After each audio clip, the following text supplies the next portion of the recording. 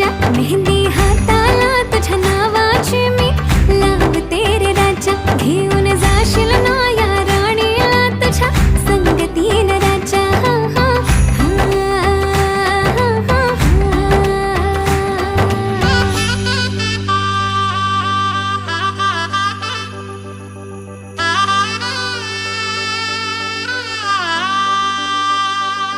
सजली ही नवरी बाई नवरोबासाठी ग, गाली हळदी चाले दिसते किती गोड ग.